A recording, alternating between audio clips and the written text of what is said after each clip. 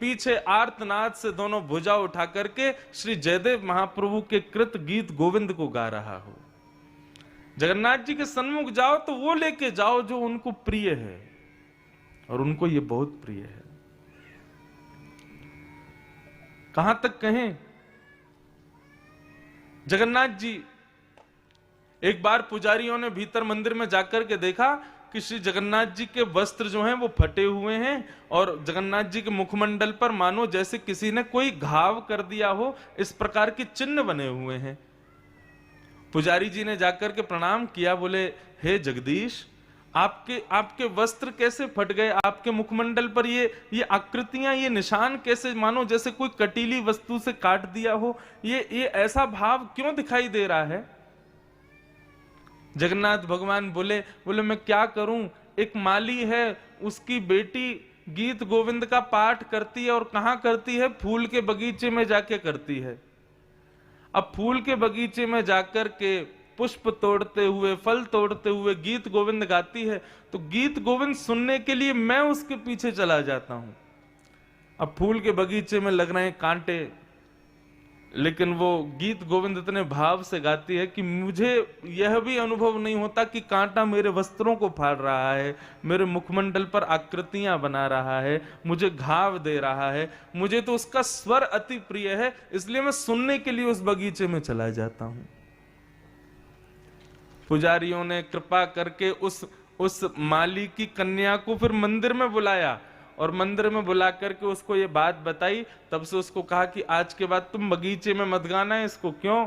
जगन्नाथ जी को कष्ट हो जाता है, तुमको जब भी गीत गोविंद गाना हो मंदिर में आके गाना, क्योंकि गीत गोविंद व्यक्ति कहीं भी गाए, जगन्नाथ जी एक क्षण के लिए सही उस स्थान पर निश्चित प्रकट होते हैं सुनने के लिए। ये गीत गोविंद की सामर्थ्य है। आप लोग अभी नहीं समझोगे, जब तक गीत गोविंद को गाओगे नहीं ना जगन्नाथ जी के सन्मुख जाके, तब तक आपको यह अनुभव नहीं होगा। कई विषय ऐसे होते हैं वो अनुभव के ही विषय होते हैं, वो कहने सुनने के विषय नहीं होते। मैं कितना भी कहूं रसगुल्ला मीठा होता है, कैसा मीठा? गन्ने जैसा मीठा। गन्ना कैसा मीठा? चीनी जैसा मीठा। चीनी कैसी मीठी? गुड़ जैसी मीठी। अब मैं मीठा मीठा मीठा मीठा कहता रहूं, कितने भी उदाहरण दूं, आपका मुख मीठा नहीं होगा। मुख मीठा कब होगा? जब रसगुल्ला खाओगे। ठीक वैसे ही ये जयदेव महाप्रभु के कृत गीत गोविंद है, ये रसगुल्ला के समान है। इसको जब तक गाओगे नहीं ना, और जगन्नाथ जी के सन्मुख नहीं गाओगे, तब तक आपको इसका सुख पता नहीं चलेगा। अद्भुत है गीत गोविंद। भक्तमाल में श्री नाभाजी महाराज वर्णन करते हैं कि गीत गोविंद से दो फायदे होते हैं। पहला तो बुद्धि तीव्र होती है व्यक्ति की, और दूसरा उपयोग है गीत गोविंद का कि गीत गोविंद गाने से ता सुनवे राधा रमण अवस पधारे। श्री भक्तमाल जी के छप्पे में श्री नाभाजी कहते हैं कि गीत गोविंद का पाठ कहीं भी हो, कोई भी गा रहा हो, उसको सुनने के लिए श्री राधा रमण जी जरूर आते हैं। ऐसे प्रिय श्री जगन्नाथ जी के धाम से पधारे पूज्य महाराज जी, बारंबार आपको प्रणाम करता हूं। आइए हम लोग कथा प्रसंग में प्रवेश करें। आज जगन्नाथ जी के भाव से कथा को प्रारंभ कर रहे हैं। बोलो वृंदावन बिहारी लाल की जय, श्री गोवर्धन नाथ की जय। भगवान ने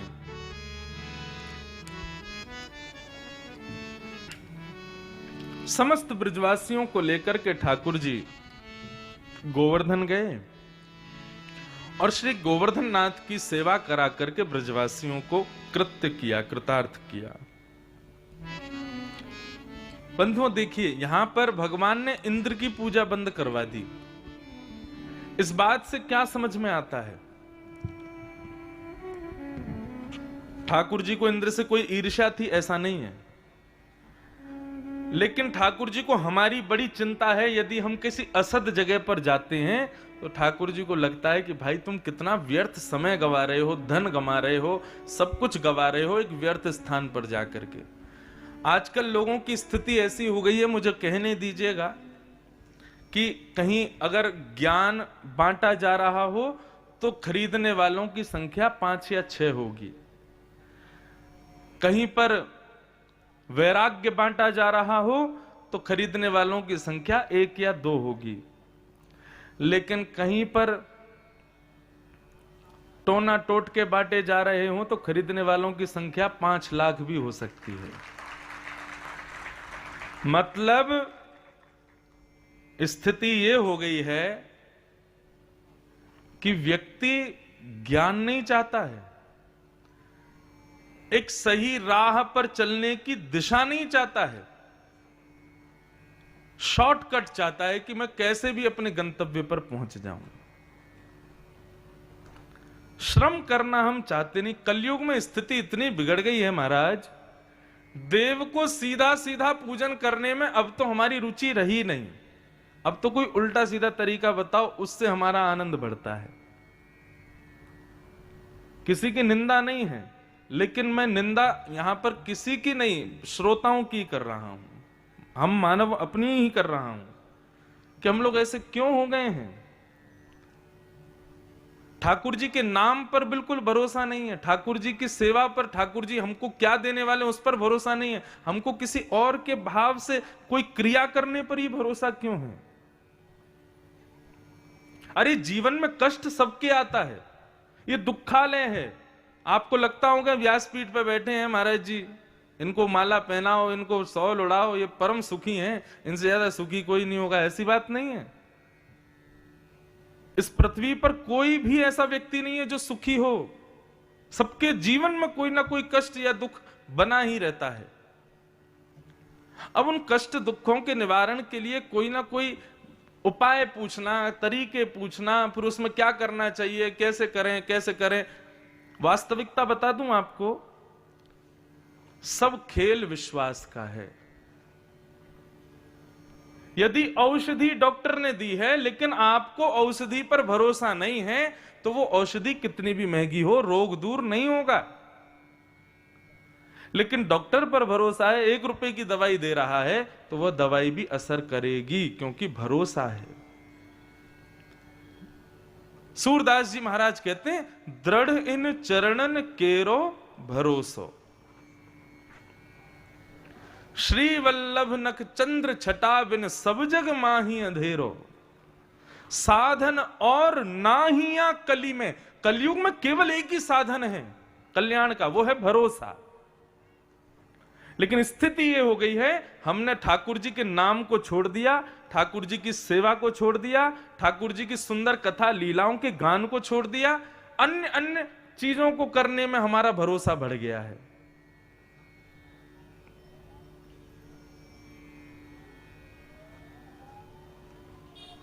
महाराज जी बड़े दुखी हैं। क्यों दुखी हो? बस काम नहीं चल रहा। समोसा कब खाया था, समोसा खाना शुरू करो, कृपा आएगी। अब कर लिया महाराज जी पे भरोसा, हो गई कृपा। ठाकुर जी के नाम पर भरोसा नहीं है। एक कथा सुना रहे हैं, श्रीमद वल्लभाचार्य जी की गृहिणी जब गर्भवती थी, एक दिन अपने घर में कोई क्रिया कर रही थी, बहुत ध्यान से सुनना। तभी एक तांत्रिक आया और तांत्रिक द्वार पर खड़ा होकर के अब उनका भविष्य बताने लगा, ऐसा होगा ऐसा होगा ऐसा होगा। तभी उस तांत्रिक ने देखा कि ये गर्भवती हैं, इनको बता देता हूं बेटा होगा कि बेटी। तो बताना ना चाह करके वो चाहता था कि ये मुझसे पूछें। तो कई सारे भविष्य के भाव बताए, तो श्रीमद वल्लभाचार्य जी की गृहिणी ने ऐसी सहज भाव में पूछा, मैं गर्भवती हूं, बताओ बेटा होगा कि बेटी। तो उस तांत्रिक ने बता दिया, बोले मां बेटा होगा, लाओ दक्षिणा दो। अब बेटा होगा सुन करके बड़ी प्रसन्न हो गई, जाकर के थोड़ी दक्षिणा दे दी और वो तांत्रिक वहां से चला गया। अब श्रीनाथ जी विराजते थे, उनकी सुंदर सामग्री, नवनीत प्रिया जी की सुंदर सामग्री तैयार करके रसोई घर से सिद्ध करके बढ़िया सामग्री जैसे ही ठाकुर जी को भोग में पहुंचाई, भोग में पहुंचाने के बाद में पर्दा करके कपाट बंद करके भोग के समय पर बाहर आए, तभी अंदर गर्भगृह से जोर की आवाज आई। अंदर जाकर के देखा तो क्या पाया, सारी सामग्री फैली हुई है, सारे बर्तन गिरे हुए हैं, कुछ भी ठाकुर जी ने स्वीकार नहीं किया। श्रीमद् वल्लभाचार्य जी आए, आकर के जब उन्होंने देखा तो देख करके सामग्री गिरी पड़ी है। अब सामग्री कई बार गिर जाती है, प्रसाद भोग लगाते हैं कई बार गिर जाता है, लेकिन आज वल्लभाचार्य जी कह रहे हैं कि आज कुछ अनुचित हुआ है। उनकी गृहिणी बोली क्या हो गया? बोले ये जो सामग्रियां गिरी हैं इसको देख करके लग रहा है ये गिरी नहीं है, गिरी गई हैं, ठाकुर जी ने स्वीकार नहीं किया है। एक तो होता है अपने आप गिर जाए, उसका भाव अलग दिखता है, लेकिन ये सामग्री स्वयं नहीं गिरी है, ये ठाकुर जी ने गेड़ दी है। ठाकुर जी ने तुम्हारे हाथ का बना ये भोग स्वीकार नहीं किया है, और ये इस बात का प्रतीक है कि तुमने ठाकुर जी के प्रति अविश्वास प्रकट किया है। मतलब आज कुछ हुआ था? तब उनकी गृहिणी ने बताया, बोले एक तांत्रिक आया था, उससे मैंने पूछ लिया कि बेटा होगा कि बेटी। तब वल्लभाचार्य जी बोले बस इसी बात से ठाकुर जी नाराज हो गए कि तुमको ठाकुर जी क्या देने वाले हैं उस पर विश्वास नहीं है, किसी और से पूछने जा रहे हो, किसी और पर भरोसा है। हमको जन्म दिया ठाकुर जी ने, हमारा निर्माण किया ठाकुर जी ने, हमारा भविष्य पूरी लेखनी की ठाकुर जी ने, लेकिन हम पहले ही पूछ ले रहे हैं किसी से कि भविष्य क्या होगा, आगे क्या होगा, ये कैसे करना है, इसके लिए क्या होगा। तुमको ठाकुर जी की करनी पे भरोसा नहीं है। आज उसी अविश्वास की वजह से ठाकुर जी ने तुम्हारे हाथ की बनी सामग्री स्वीकार नहीं की। अब ठाकुर जी से क्षमा मांगो और इसका प्रायश्चित करो। तब उन्होंने ठाकुर जी से क्षमा मांगी, प्रायश्चित किया। प्रायश्चित करने के बाद जब पुनः सामग्री पधराई तब ठाकुर जी ने स्वीकार की। आज हमारी स्थिति ऐसी हो गई है कि सीधे सीधे नाम पर, सीधे सीधे ठाकुर जी पर हमको भरोसा नहीं है। हमको दुनिया भर की चीजें चाहिए करने के लिए, तब जाकर के हम अपने कार्य की सिद्धि मानते हैं। अब तो स्थिति ये हो गई कि जब मुझसे लोग मिलने आते तो मुझसे भी पूछते हैं क्या करें महाराज जी, घर में अशांति चल रही है, हम क्या करें। तो मैंने भी आजकल 2-3 चीज बना ली हैं। मैं भी उनको बोल देता हूं, मैंने कि सुनो एक काम करो, क्या ठाकुर जी के चरणों में फूल चढ़ाना। बोले अच्छा। फूल चढ़ाने के बाद उस फूल को ले जाके अपनी अलमारी में अंदर रख देना।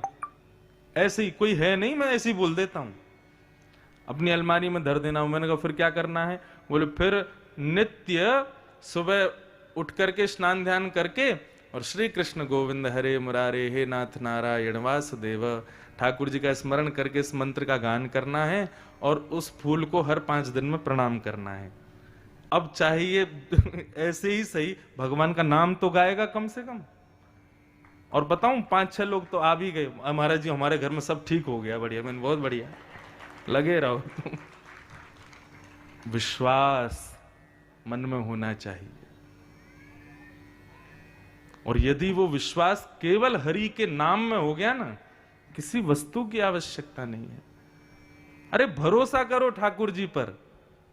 अगर यहां से उतरने में मैं गिर जाऊं, इसमें भी यही भाव रखो ठाकुर जी ने कुछ सोच के रखा होगा, कुछ किसी कारण से ही गिरा होगा। अब उसमें अपशकुन देखना, अरे ये नहीं किया था, वो दिया नहीं जलाया था, अम्बे मैया नाराज हो गई हैं, गणपति को कल मैंने लड्डू नहीं दिया इसलिए वो नाराज हो गए, कल मंगलवार था मैंने बोले वो हनुमान जी को भोग नहीं लगाया, सोमवार के दिन शंकर जी को वो नहीं किया। अरे कोई देव ना, उन पे 8 अरब जनता है पूरे भारत में, पूरे विश्व में, आपसे ही फर्क पड़ रहा है। बस आप लड्डू नहीं चढ़ाओगे तभी शंकर जी नाराज हो रहे हैं। बस कोई देव इतना खाली नहीं बैठा कि हमारे किसी कृत्य से वो नाराज हो जाएं। ठाकुर जी को राजी रखो, सब राजी हो जाएंगे। और ठाकुर जी राजी किसमें है? केवल प्रेम में। उनसे प्रेम करो, बस सब राजी अपने आप।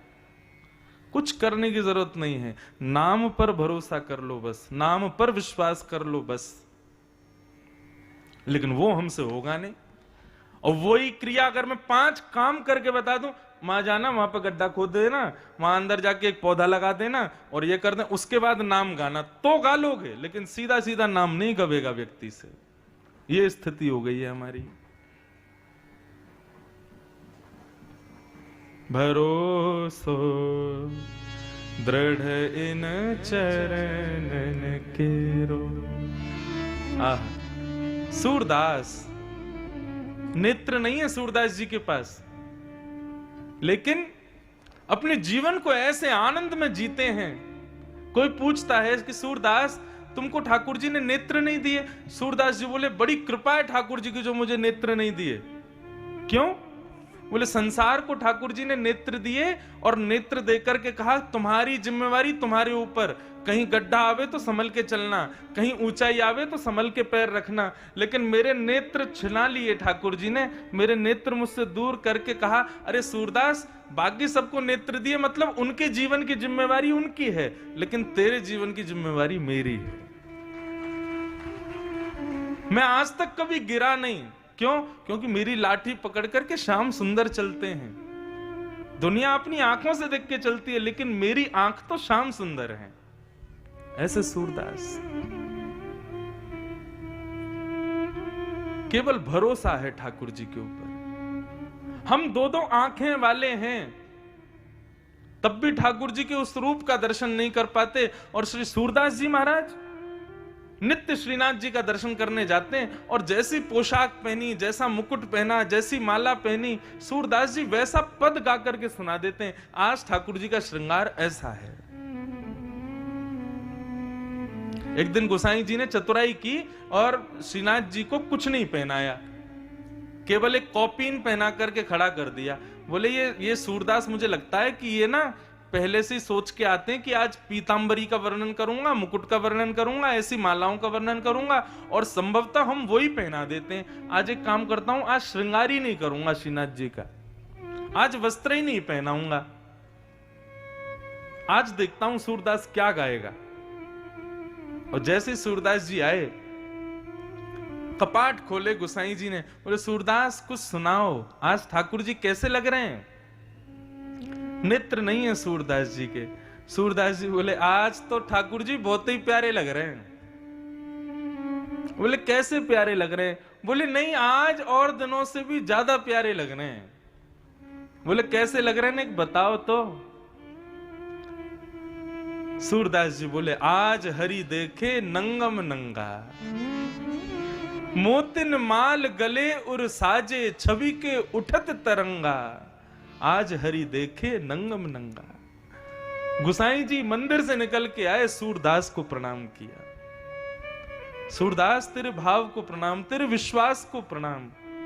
हम नेत्र होते हुए भी ठाकुर जी को नहीं देख पाते हैं, तुम बिना नेत्रों के ठाकुर जी को देखते हो।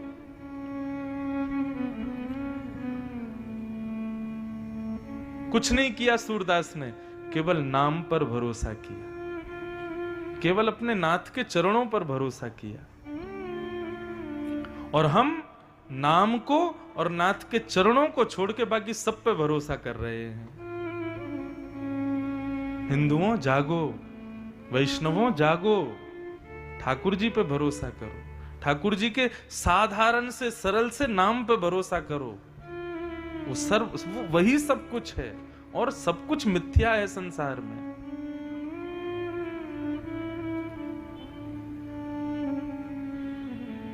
साधन और नाहिया कली में, जासो होत निवेरो, भरोसो दृढ़ इन चरणन केरो, भरोसो दृढ़ इन चरणन।